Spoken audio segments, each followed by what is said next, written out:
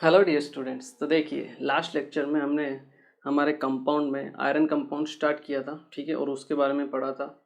हमने FeSO4 और mainly आपका FeCl3 के बारे में पढ़ा था, ठीक है, और उससे पहले हमने Fe2O3 के बारे में भी पढ़ा था, ठीक है। तो उसी से रिलेटेड मैंने एक क्वेश्चन आपके लिए लिखा है, ठीक है ना। आपको अपनी नोटबुक क्लोज करनी है, ठीक है, और इस क्वेश्चन को अटेम्प्ट करना है, ठीक है। नहीं आता है तो आप नोटबुक ओपन कीजिए बाद में, ठीक है, और फिर क्वेश्चन को सोल्व कीजिए। पर आपको वीडियो को पॉज करके क्वेश्चन को सोल्व करना है, ठीक है। वीडियो को पॉज कीजिए और एक बार इस क्वेश्चन को ट्राई कीजिए, 5 मिनट लगे या 10 मिनट, ठीक है। इस क्वेश्चन को आपको सोल्व करना है, ठीक है। वीडियो को पॉज कीजिए, ट्राई कीजिए।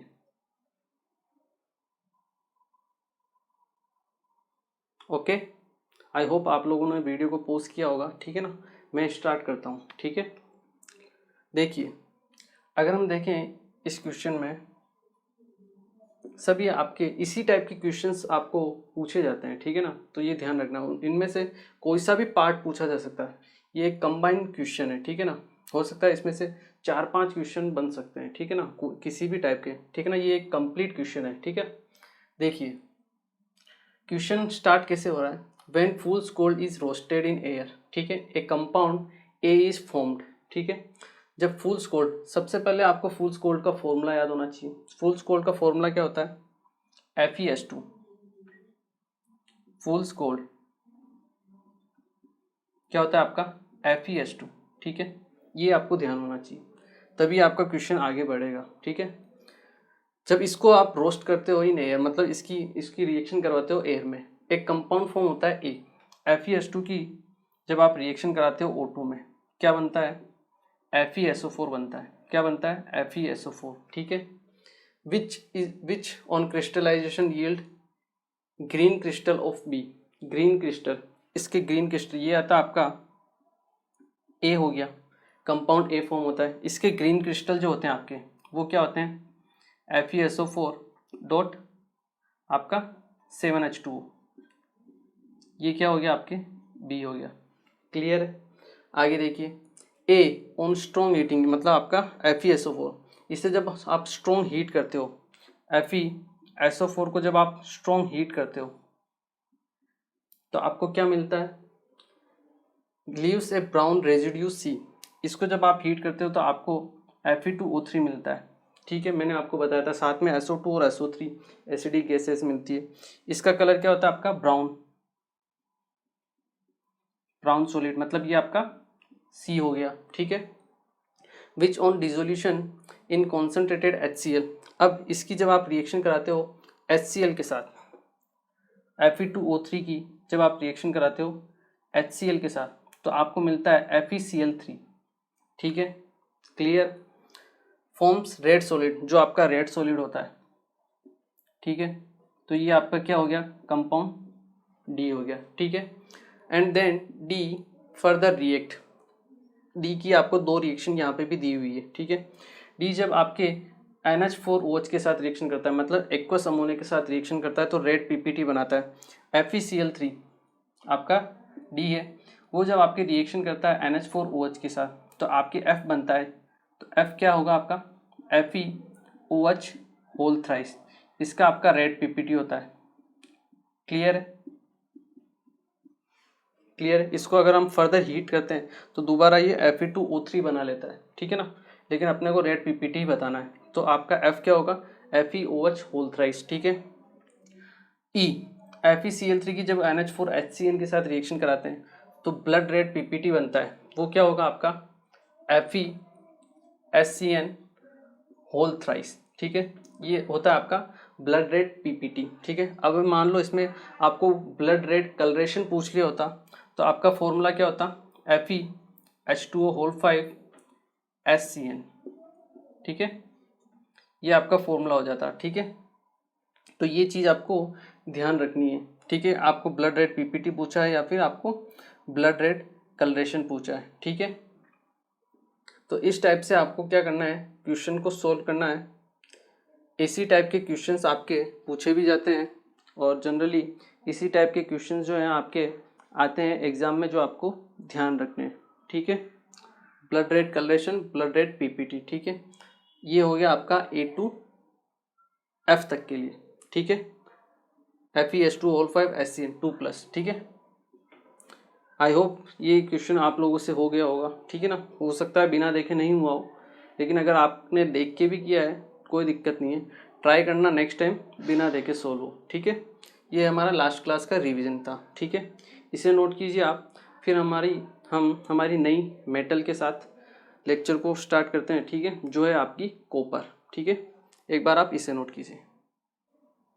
ओके, देखिए अब हम पढ़ते हैं आपका अपना नया मेटल आपके डी ब्लॉक का, दैट इज कॉपर, ठीक है।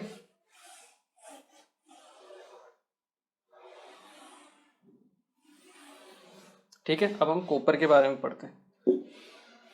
देखिए जो हमारा नेक्स्ट मेटल रहेगा वो है आपका कॉपर,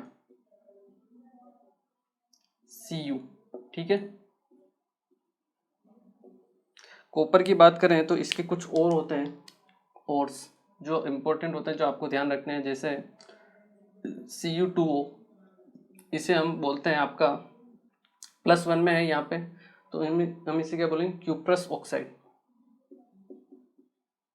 क्यूप्रस ऑक्साइड, या फिर इसे क्यूप्राइट भी बोला जाता है, क्यूप्राइट, या फिर इसे रूबी कॉपर भी बोला जाता है, रूबी कॉपर, ठीक है। ये चीज़ आपको ध्यान होनी चाहिए, ठीक है ना, नाम वगैरह आने चाहिए, ठीक है। कॉपर +1 में है इसलिए आपका क्यूप्रस, अगर कॉपर +2 में होता तो क्यूप्रिक ऑक्साइड, ठीक है। इसके अलावा CuFeS2, इसे हम बोलते हैं कॉपर पायराइट्स, कॉपर पायराइट्स, ठीक है ना, क्लियर है। इसके अलावा होता है एक और आपका Cu2S, ठीक है, इसे हम बोलते हैं कॉपर ग्लांस, कॉपर ग्लांस, ठीक है, ये इंपॉर्टेंट है। इसके अलावा एक और होता है आपका CuCO3 dot CuOH whole twice, ठीक है, इसे हम क्या बोलते हैं आपका मेलेकाइट, इसे हम बोलते हैं मेलेकाइट, ठीक है ना। तो ये कुछ इंपॉर्टेंट ओर्स होती है कॉपर की जो आपको ध्यान रखनी है, ठीक है ना। बाकी बहुत सारी और भी होती है, लेकिन वो आपके जो मेटलर्जी चैप्टर होता है उसमें हम देखते हैं। बाकी मेन आपकी ओर्स यही होती है, ठीक है ना। सल्फर दोनों में काम में आ रहा है, CuFeS2 और Cu2S, ठीक है ना। सल्फर को जब आप ओर्स से आप मेटल निकालते हो, फाइंड आउट करते हो, तो उसमें सल्फर के लिए, जब उसमें सल्फर होता है सल्फाइड के लिए आप एक फ्लोटेशन प्रोसेस काम में लेते हो, ठीक है ना। वो शायद आपको हो सकता है नहीं पता हो, ठीक है ना, मेटलर्जी चैप्टर में हम उसको पढ़ते हैं। वैसे भी 9th-10th में भी ये आ जाता है मेटलर्जी चैप्टर, ठीक है ना, तो वहाँ पे भी आपने पढ़ा होगा शायद कि जो आपके सल्फाइड्स की ओर रहती है उनसे अगर आपको मेटल को निकालना है, ठीक है ना, तो जो आप प्रोसेस काम में लेते हो, एक तो फ्लोटेशन प्रोसेस काम में लेते हो, ठीक है ना, वो भी हम देख लेंगे, ठीक है ना। बाकी मेन आपकी ये 4 ओर्स हैं, ठीक है, इन्हें नोट कीजिए। इसके बाद अगर हम बात करें इनकी प्रॉपर्टीज़ की, ठीक है ना, कॉपर की क्या क्या प्रॉपर्टीज़ होती है, ठीक है, जो हम निकालते हैं आपका कॉपर, वो इन्हीं मेटल से आपका एक्सट्रैक्शन करके निकालते हैं, ठीक है ना, वो तो हम मेटलर्जी चैप्टर में देख ही लेते हैं, ठीक है ना। अब हम इसकी कुछ प्रॉपर्टीज़ के बारे में पढ़ेंगे, ठीक है ना, प्रॉपर्टीज़ और कौन कौन सी ये रिएक्शन शो करता है, ठीक है। तो अगर हम बात करें रिएक्शन की with air, reaction of copper with air, reaction of copper with air, अगर हम एयर की बात करें, ठीक है ना, तो ये आपके ड्राई एयर और मॉइस्ट एयर दोनों एयर के साथ रिएक्शन शो करता है, ठीक है ना।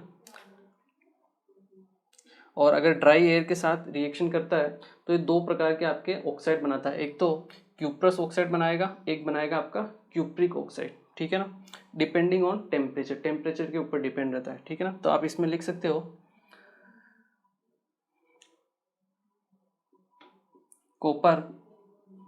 Copper reacts with dry air and form 2 types of oxides, 2 types of oxides depending on temperature के ऊपर डिपेंड रहते हैं, ठीक है। देखिए अगर आप कॉपर की रिएक्शन करवा दो ऑक्सीजन से, ठीक है, और अगर आपका टेम्परेचर 1100 से कम है, ठीक है, तो आपको बनेगा क्यूप्रिक ऑक्साइड, जिसे हम बोलते हैं CuO। ये +2 ऑक्सीडेशन स्टेट वाला रहता है, क्यूप्रिक ऑक्साइड, क्यूप्रिक ऑक्साइड, ठीक है। वहीं अगर आपका टेम्परेचर रिएक्शन को आप बैलेंस कर सकते हो, ठीक है ना, आप टेम्परेचर वो आपका ग्रेटर देन 1100 डिग्री सेल्सियस से, तो आपको मिलता है क्यूप्रस ऑक्साइड, ठीक है, Cu2O, ऑक्सीडेशन स्टेट आपका +1, आपका क्यूप्रस ऑक्साइड, ठीक है। ये इंपॉर्टेंट रिएक्शन है। इसके अलावा अगर इसकी रिएक्शन हम मॉइस्ट एयर से करवा देते हैं, ठीक है ना, तो देख आपने भी देखा होगा, अगर आपके घरों में बर्तन है कॉपर के, ठीक है ना, तो आप देखना कि रेनी सीजन में, या अगर वो बर्तन आपके बहुत दिनों तक पड़े हुए हैं, तो उनके ऊपर एक ग्रीन कलर की लेयर हो जाती है, ठीक है ना। वो आपकी क्या होते हैं, आपके जो मॉइस्चर होता है उससे रिएक्शन कर लेती है कॉपर, ठीक है ना, तो एक ग्रीन कलर की लेयर बन जाती है उसके ऊपर, ठीक है ना, वो भी हम देख लेते हैं, ठीक है ना। When copper reacts with moist air, it forms a layer of green oxide, ठीक है, a layer of green color which is basic copper carbonate,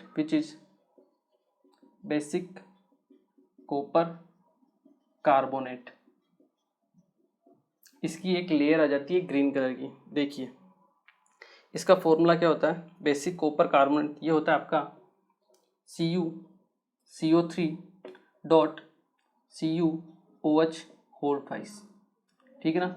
ये जो आपका मेलेकाइट होता है ना, वही होता है आपका बेसिक कॉपर कार्बोनेट, ठीक है ना। तो ये लेयर आ जाती है उसके ऊपर, ठीक है, इस वजह से आपका वो ग्रीनिश कलर का हो जाता है, ठीक है। तो कॉपर की दो रिएक्शन थी, ड्राई एयर और मॉइस्ट एयर के साथ, ठीक है, इसे आप नोट कीजिए। फिर हम इसकी रिएक्शन पढ़ते हैं HNO3 के साथ, ठीक है। आई होप ये आप लोगों ने नोट कर लिया होगा। अब अगर हम इसकी रिएक्शन पढ़ें आपकी कॉपर की HNO3 के साथ, सेकेंड रिएक्शन क्या है आपकी, रिएक्शन विथ HNO3। HNO3 के साथ रिएक्शन हम P ब्लॉक में ऑलरेडी देख चुके हैं, और ये अभी 2-3 बार और रिपीट हुई है आपके, ठीक है ना। तो आई होप अगर आपने P ब्लॉक में अच्छे से पढ़ी होगी तो आपको फिर से याद आ जाएगी, ठीक है। मैंने 4 मेटल आपको बताई थी, कॉपर, जिंक, Ag, Hg और आपका कॉपर, ये 4 मेटल है, ठीक है ना। ये कैसे रिएक्ट करती है आपके इसके साथ HNO3 के साथ, वो हमको देखना है, ठीक है ना। जिंक नहीं रहेगा, ये आपका रहेगा लेड, ठीक है ना, पीबी लेड रहेगा, ठीक है ना।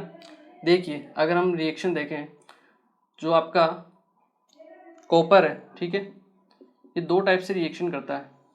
एक आपका रिएक्शन करता है कॉन्सेंट्रेटेड HNO3 से, और एक आपकी रिएक्शन शो करता है ये आपकी डाइल्यूट HNO3 से, ठीक है। याद आया कुछ?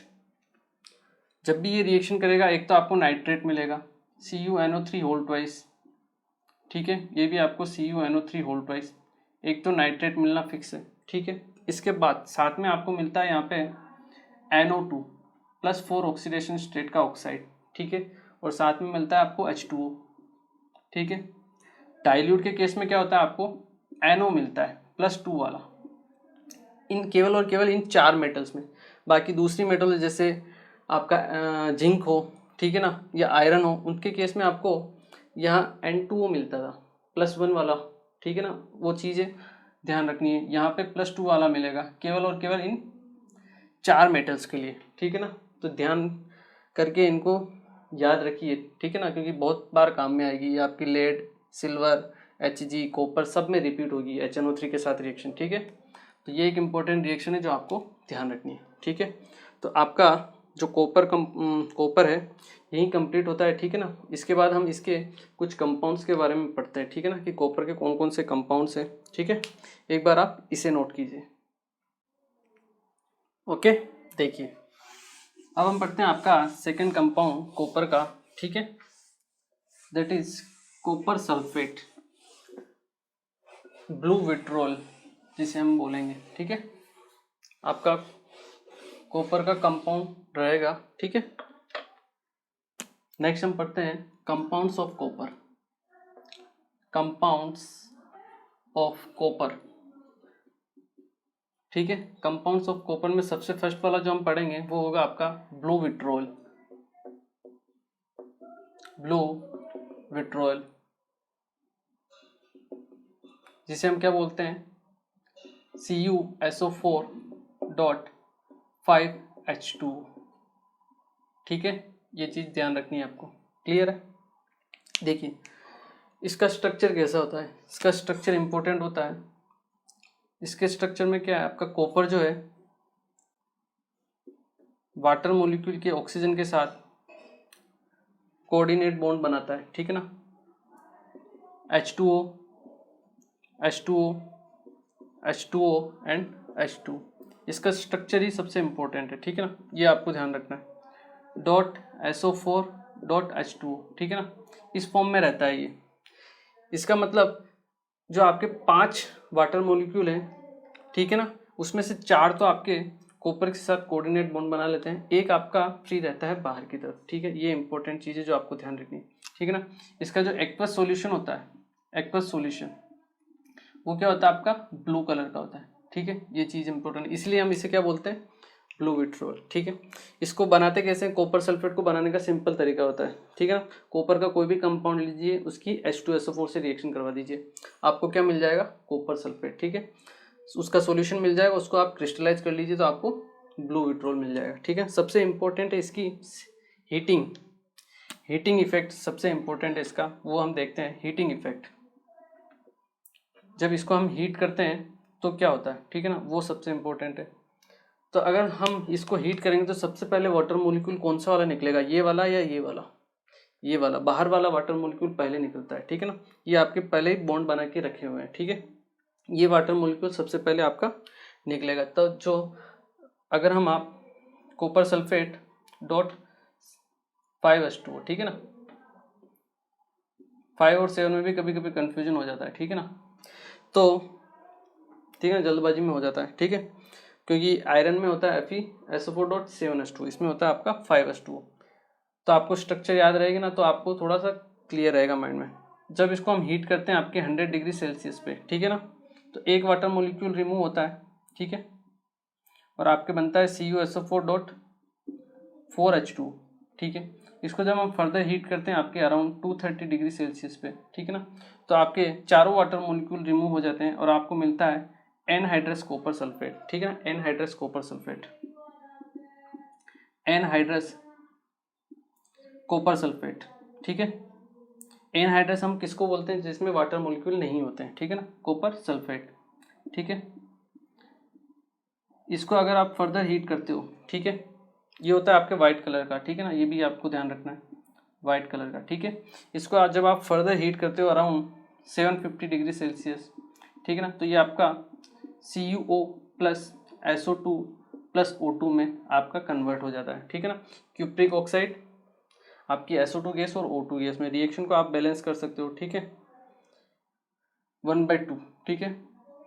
तो ये एक इम्पॉर्टेंट चीज़ है जो आपको ध्यान रखनी है, इसका हीटिंग इफेक्ट, ठीक है। सबसे पहले एक वाटर का मॉलिक्यूल निकलेगा, फिर आपके चारों निकलेंगे, एनहाइड्रस कॉपर सल्फेट होगा, उसका कलर होता है वाइट। फर्दर हीट करने पर आपका cupric oxide plus SO2 gas plus O2 gas बनती है, ठीक है। ये चीज़ आपको ध्यान रखनी है, क्लियर है। इसके बाद हम रिएक्शन पढ़ते हैं इसकी, रिएक्शन विथ एक्वस अमोनिया, ठीक है ना, एक बार आप इसे नोट कीजिए। ओके, देखिए अब हम पढ़ते हैं इसकी रिएक्शन, पढ़ते हैं हम आपकी रिएक्शन विथ आपके एक्वस अमोनिया के साथ, मतलब NH4OH के साथ, ठीक है। सेकंड हम देखते हैं आपकी रिएक्शन विथ एक्वस अमोनिया, ठीक है। अगर हम एक्वस अमोनिया के साथ इसकी रिएक्शन देखें, ठीक है ना, तो सबसे पहले आपको ब्लू पीपीटी फॉर्म होती है, ठीक है ना। A blue PPT of CuOH whole twice is obtained which on excess of ammonia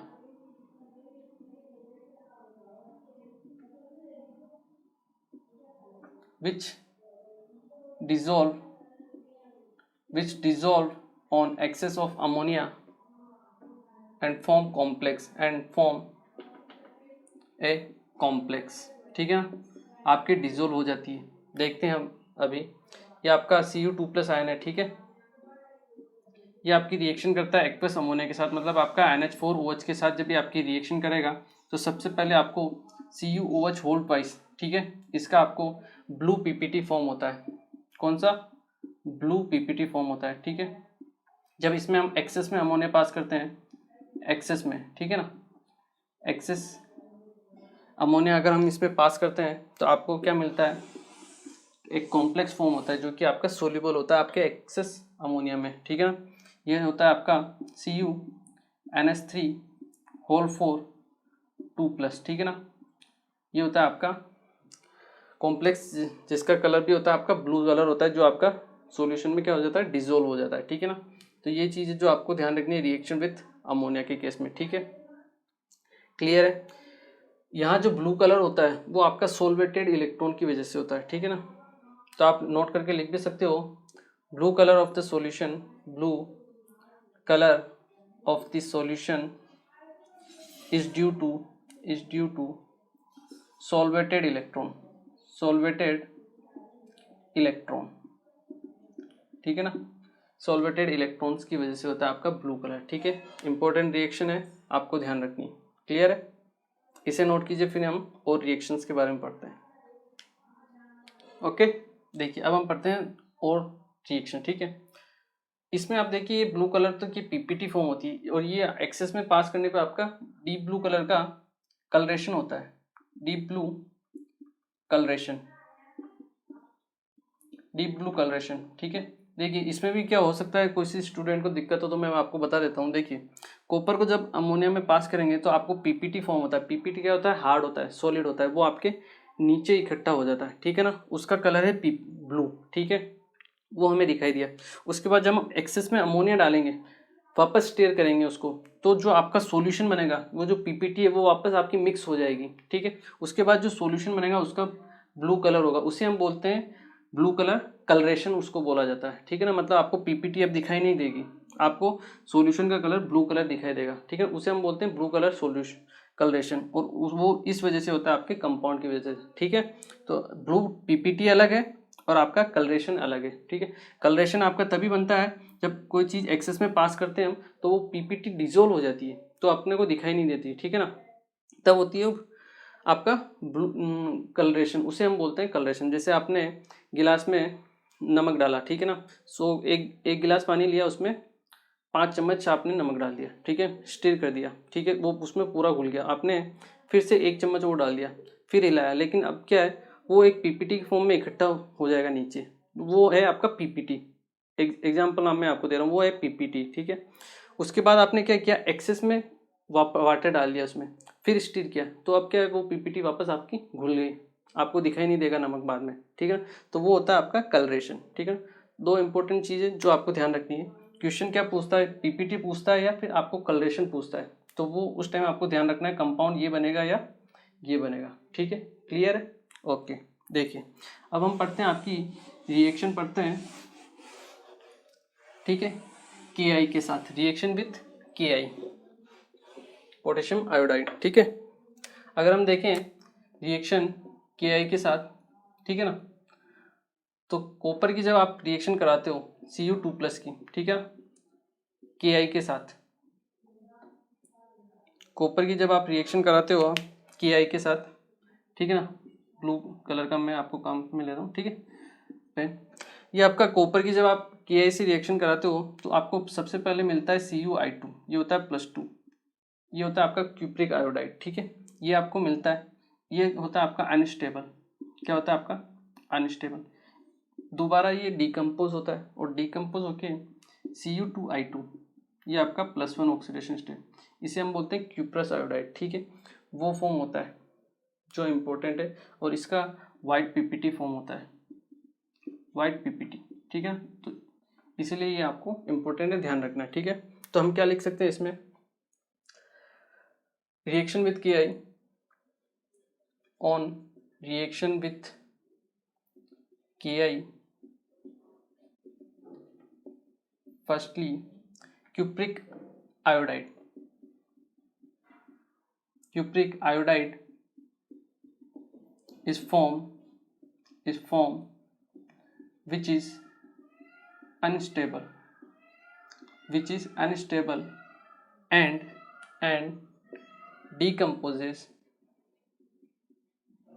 decomposes further to cuprous iodide, ठीक है,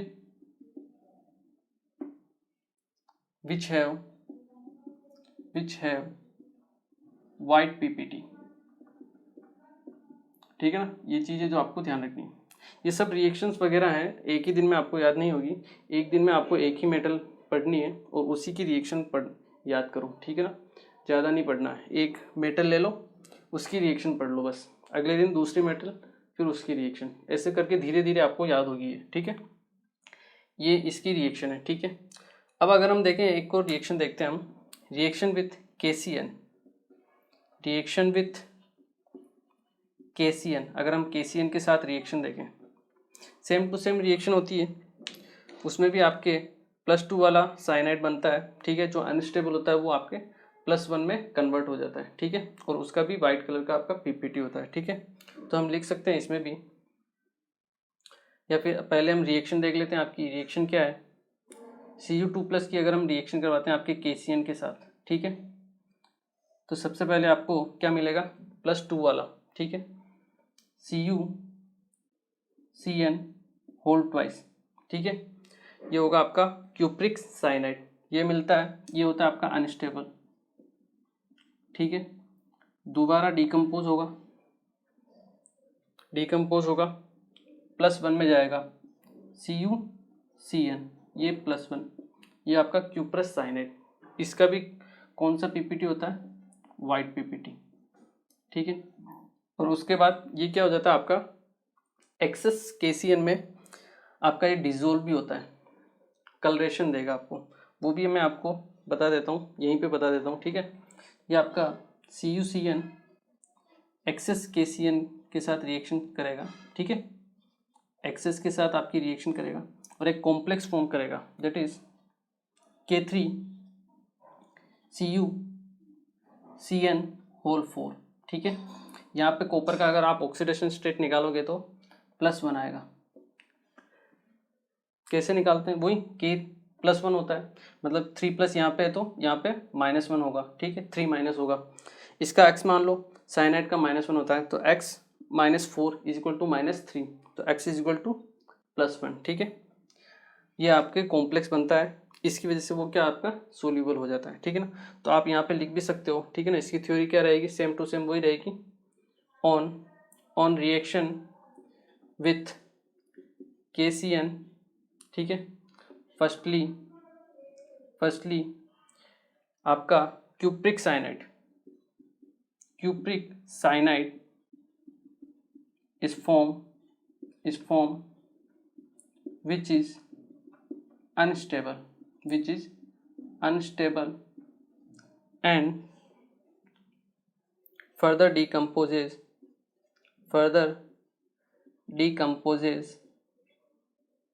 to cuprous cyanide। ठीक है, cuprous cyanide with white PPT,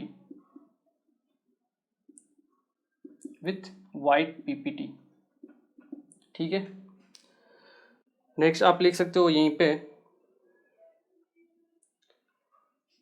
this CuCN is dissolved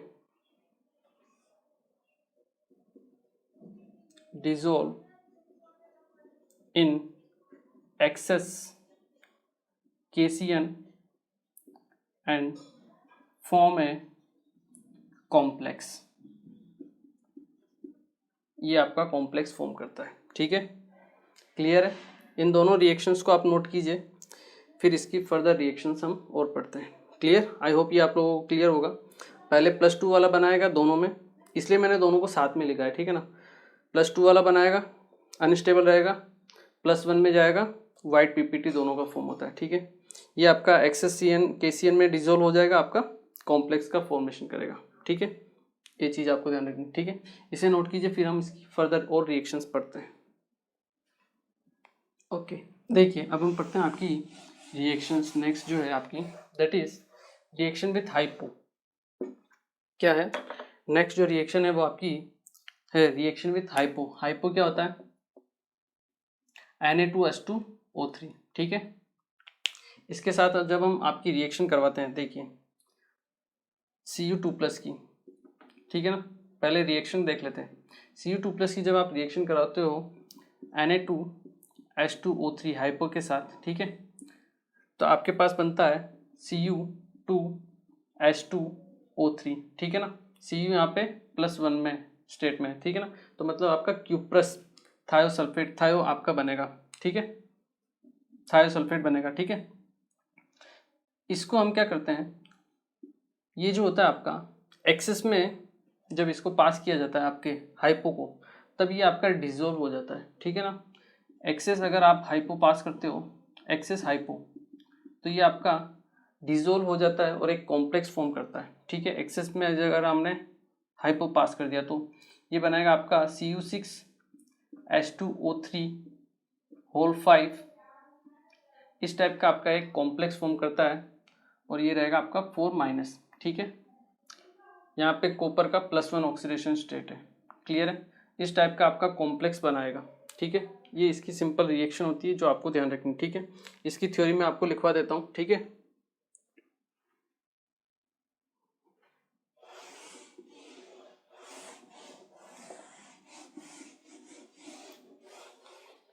अगर हम इसकी बात करें reaction की, तो हम क्या कह सकते हैं, on reaction with hypo firstly we get cuprous thiosulfate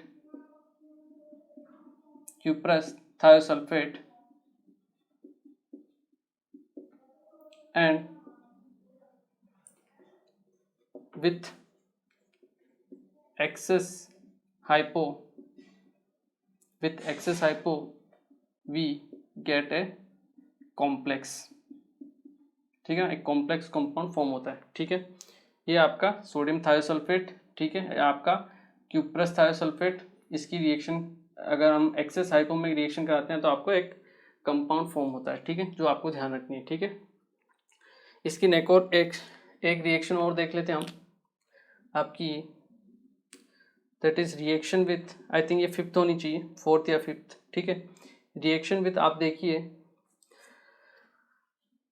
K4FeCN6 potassium, इसका नाम क्या था, Fe यहाँ पे कौन सी स्टेट में, +2 में, मतलब पोटेशियम फेरोसाइनाइड। ये रिएक्शन हमने देखी थी लास्ट लेक्चर में। क्या बनता है, चॉकलेट कलर का पीपीटी बनता है, याद होगा आपको, याद है। Cu2+ की जब हम रिएक्शन करवाते हैं K4FeCN6 से, ठीक है, एक चॉकलेट कलर का पीपीटी फॉर्म होता है, ठीक है। Cu2+ बाहर ही रहेगा, ठीक है। ये आपका FeCN6, ठीक है। फॉर्मूला कैसे बनाएंगे, 4+- बाहर, 4 के बाहर है तो मतलब यहाँ पे -4 आएगा, ये -4 क्रिस क्रॉस से ये जाएगा 2 टाइम्स, तो फॉर्मूला क्या हो जाएगा Cu2 और यहाँ पे 1, ठीक है। तो ये यहाँ से कैंसिल, यहाँ से ये गया, फॉर्मूला क्या हो गया Cu2FeCN6, ठीक है। Fe की ऑक्सीडेशन स्टेट क्या होगी आपकी, +2। ये होता है आपके पास chocolate PPT, chocolate colour PPT, ठीक है। ये इंपॉर्टेंट रिएक्शंस है जो आपको ध्यान रखनी, ठीक है। इन सबको रिएक्शंस को नोट कीजिए आप, फिर हम एक चार्ट बना लेते हैं, ठीक है ना, कि हमने कौन कौन सी रिएक्शन पढ़ी है, ठीक है। एक बार आप इसे नोट कीजिए। ओके, देखिए अब हम क्या करते हैं, इन सब रिएक्शन को एक चार्ट फॉर्म में नोट कर लेते हैं, ठीक है ना। यहाँ पे जो आपका क्यूप्रस थायोसल्फेट है इसका भी वाइट पीपीटी होता है, ठीक है ना, ये भी आपको ध्यान रखना है। क्लियर है? ओके, देखिए अभी हमने जो जो भी आपकी रिएक्शन पढ़ी है आपकी कॉपर की, उन सब रिएक्शन को हम क्या करते हैं चार्ट फॉर्म में बना लेते हैं, ताकि आपको रिवाइज करने में क्या होगी, थोड़ी सी आसानी रहेगी, ठीक है। देखिए सबसे पहले अगर हम बात करें आपका, सबसे पहले कॉपर सल्फेट, ठीक है, ये आपका कॉपर सल्फेट, ठीक है। इसकी रिएक्शन हमने सबसे पहले करवाई थी आपके एक्वस अमोनिया के साथ, एक्वस अमोनिया मतलब NH4OH, ठीक है। इसके साथ हमने रिएक्शन कराई थी, तो सबसे पहले हमें मिलता है CuOH होल ट्वाइस, ठीक है। इसका ब्लू पीपीटी होता है, ब्लू पीपीटी, ठीक है, ब्लू पीपीटी। इसको जब हम एक्सेस में पास करवा देते हैं, आपके एक्सेस में अमोनिया, अगर आपका अमोनिया एक्सेस में होता है, ठीक है, तो आपके पास एक कंपाउंड फॉर्म होता है CuNH3 होल 4, ठीक है, ये आपका 2+, ये आपका कंपाउंड होता है, ठीक है ना, जो ब्लू डीप ब्लू कलरेशन देता है, ठीक है ना, वो इसी की वजह से होता है, ठीक है। इसके बाद हमने रिएक्शन पढ़ी थी इसकी किसके साथ, Ki के साथ, ठीक है। Ki के साथ जब हम इसकी रिएक्शन करवाते हैं तो सबसे पहले बनता है आपका +2 वाला CuI2 फॉर्म होता है, जो क्या होता है आपका अनस्टेबल होता है, अनस्टेबल, ठीक है। फर्दर डीकम्पोज होकर क्या बनाएगा आपका Cu2I2, इसका वाइट पीपीटी होता है। क्लियर है? वाइट पीपीटी, क्लियर है? ओके। इसके बाद हमने एक और रिएक्शन देखी थी आपकी KCN के साथ, KCN के साथ, ठीक है। क्या बनेगा आपका, वही आपका सबसे पहले +2 ऑक्सीडेशन स्टेट वाला CuCN2, ठीक है ना, CuCN2 बनता है, होल ट्वाइस रहता है ये, ठीक है ना। अगर वहाँ पे भी अगर CuCN2 लिखा हो तो CuCN होल ट्वाइस करना, ठीक है ना, ये इंपॉर्टेंट है। CuCN2 बनता है जो आपका अनस्टेबल होता है, अनस्टेबल होता है, किस में कन्वर्ट होगा ये CuCN में, ये आपका क्या रहता है अनस्टेबल, अनस्टेबल रहता है, आपके स्टेबल फॉर्म में कन्वर्ट होता है +1 में, ठीक है। इसका भी आपका वाइट पीपीटी होता है, ठीक है, ये हमने देख लिया था। इसके बाद हमने एक्सेस में अगर KCN पास किया, एक्सेस में अगर हमने KCN पास किया तो ये आपका एक कॉम्प्लेक्स फॉर्म करता है, ठीक है ना। कौन सा कॉम्प्लेक्स रहता है आपका K3CuCN होल 4, ठीक है। यहाँ पे कॉपर +1 फॉर्म में रहता है, आप फॉर्मूला बना भी सकते हो, ठीक है ना। अगर 3+ है तो 3- होगा, तो 4 माइनस x - 4 = -3, तो x = 1, तो Cu+1 की फॉर्म में ये, ठीक है ना, यही आपका कॉम्प्लेक्स फॉर्म होगा, ठीक है, करेक्ट है, ठीक है। इसके बाद हमने रिएक्शन देखी थी आपकी K4FeCN होल 6 के साथ, K4FeCN होल 6 के साथ, ठीक है, पोटेशियम फेरोसाइनेट के साथ। क्या बनाता है, एक चॉकलेट कलर का पीपीटी। फॉर्मूला क्या होता है Cu2FeCN होल ट्वाइस, ठीक है, चॉकलेट पीपीटी, चॉकलेट पीपीटी, ठीक है, आपको ध्यान रखनी। इसके बाद हमने एक रिएक्शन और देखी थी हाइपो के साथ, हाइपो के साथ, हाइपो के साथ रिएक्शन करने पे क्या बनता है आपको, सबसे पहले तो Cu2H2O3, ये आपका वाइट पीपीटी फॉर्म होता है, ठीक है। इसमें जब आप एक्सेस में हाइपो पास करते हो, एक्सेस हाइपो, तो क्या बनता है आपके पास एक कॉम्प्लेक्स बनता है, ठीक है। कॉम्प्लेक्स का क्या फॉर्मूला होता है आपका Cu6 और साथ में रहता है आपका H2O3 होल 5, ठीक है, 4-, ठीक है ना। यहाँ पे भी आपका कॉपर कौन सी ऑक्सीडेशन स्टेट में रहेगा, आपका +1 ऑक्सीडेशन स्टेट में रहेगा, ठीक है। तो ये सब चीज़ें इंपॉर्टेंट है जो आपको ध्यान रखनी है। ये चार्ट है आपकी 5-6 रिएक्शन जो हैं सब इसमें आ गई है, ठीक है ना। एक बार क्या कीजिए, इसको एक बार नोट कर लीजिए ताकि आपको रिवाइज करने में थोड़ा सा आसानी रहेगी, ठीक है। ओके, तो आई होप ये आप लोगों ने नोट कर लिया होगा, ठीक है ना। जब भी रिवाइज करो इससे रिवाइज करोगे तो आपको आसानी रहेगी, ठीक है। तो आज के लेक्चर में हमने एक तो पिछले लेक्चर के ऊपर बेस्ड एक क्वेश्चन किया था, ठीक है, तो उससे आपका पिछला चैप्टर भी आपका, पिछला जो लेक्चर है वो भी आपका रिवाइज हो गया होगा आई एम श्योर। और आज हमने एक नई मेटल स्टार्ट की आपकी, दैट इज़ कॉपर। ठीक है, कॉपर के बारे में पढ़ा। ठीक है, और उसके बाद हमने कॉपर के कंपाउंड में सबसे पहला कंपाउंड आपका कॉपर सल्फेट को देखा है। ठीक है, तो कॉपर सल्फेट आपका ये कंपाउंड यही कंप्लीट होता है। ठीक है, इसके बाद हम नेक्स्ट लेक्चर में कॉपर की एक दो और कंपाउंड्स हैं उनके बारे में पढ़ेंगे। ठीक है ना, तो मिलते हैं नेक्स्ट लेक्चर। Thank you.